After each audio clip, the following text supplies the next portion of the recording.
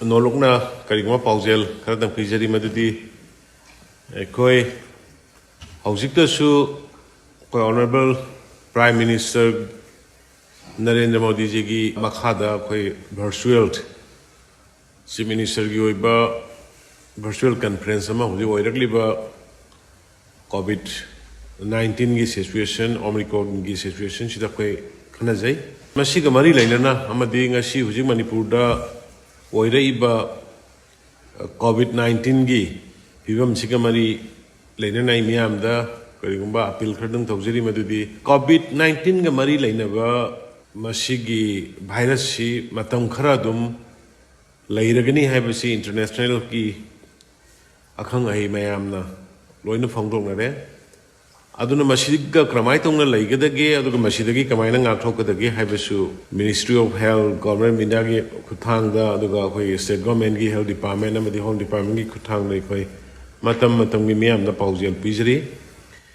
oirakliba phibam sida khoi line lokthokpa yadaba aduna maram oirakanda ina aigi miyamna masi press gi khuthangda media gi khuthangda masigi appeal si tokjebani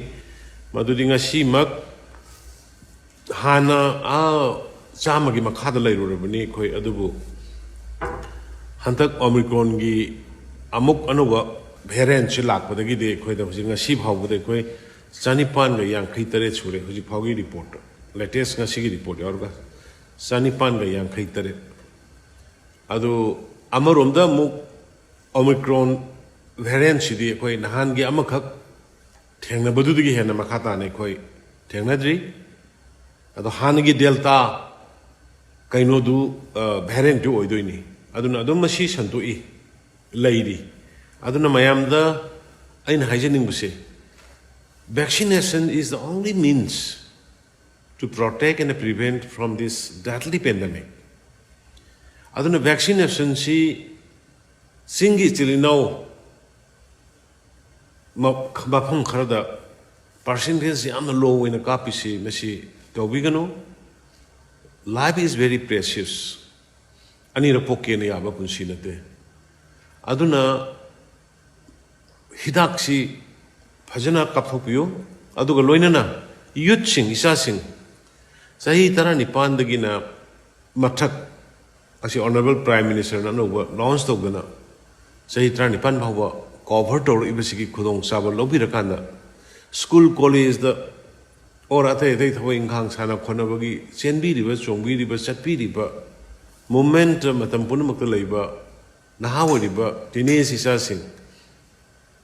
masigi hida kapagi khudong chaba se lokthokpiyo loina kapthokpiyo hida kapaba mida nabaga da kaptana sokpaga 90% ge sang da khenaraga lei hida kapasina karigumba accidentally virus sina mu re-infect oragasu madu yamna serious oide masi doctors sing haibani aduna Manipur gi miyamda ina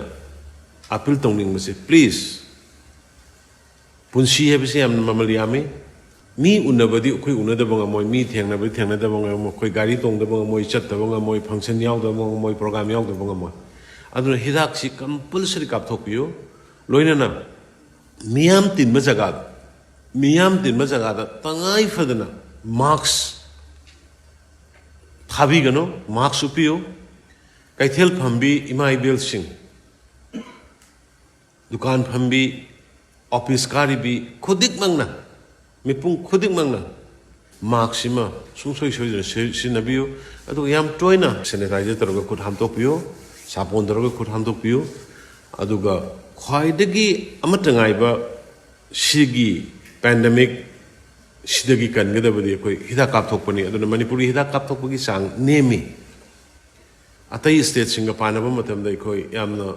nungaite akoi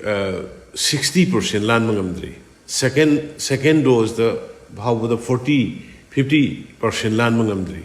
aduna masi atopa state di Assam yumthang naribada 90% yogre अखोई government के side की डिसेक्शन थोरांगे थबक अखोई airport माउद जेरीबाम अखोई entry gate खुदिमक मफम खुदिमक